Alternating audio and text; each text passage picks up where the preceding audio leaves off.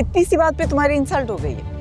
ये इतनी सी बात नहीं है। तुम्हें बड़ी बात इसलिए लग रही है क्योंकि तुम्हारी जिंदगी के बड़े मसाइल तो हल हो गए हैं। बीवी इज्जत से तुम्हारे साथ घर में रह रही है, ससुराल के मामलात भी हल हो गए, इसलिए ये छोटी छोटी बातों को तुम इतना इंपॉर्टेंस दे रहे हो। आखिर कब तक मुझे बातें सुननी पड़ेंगी?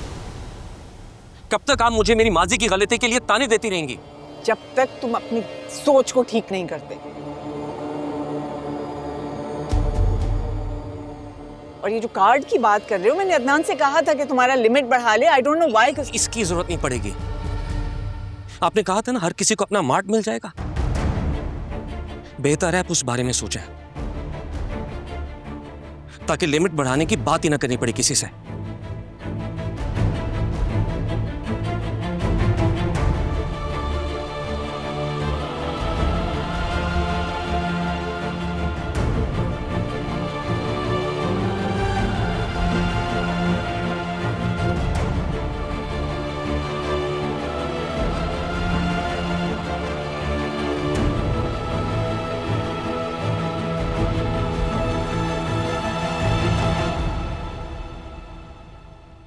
मैं बिल्कुल भी ये कहना नहीं चाहता था, पता नहीं कैसे मेरे मुंह से सब निकल गया।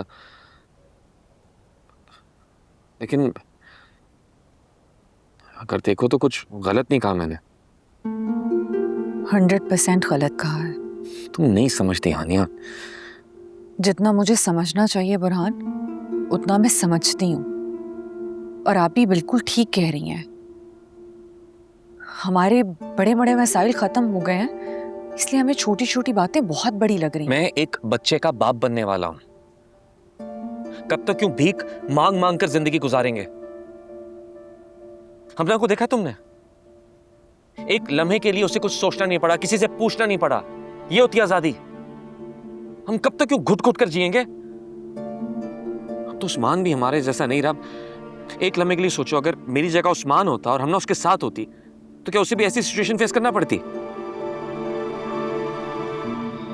बुरहान, तुम अपना कंपैरिजन दूसरों से क्यों कर रहे हो? और अगर करना ही है तो फिर इसमें आप ही का क्या कसूर है? गलती तो मेरी है। अगर मैं भी हमना की तरह अमीर बाप की बेटी होती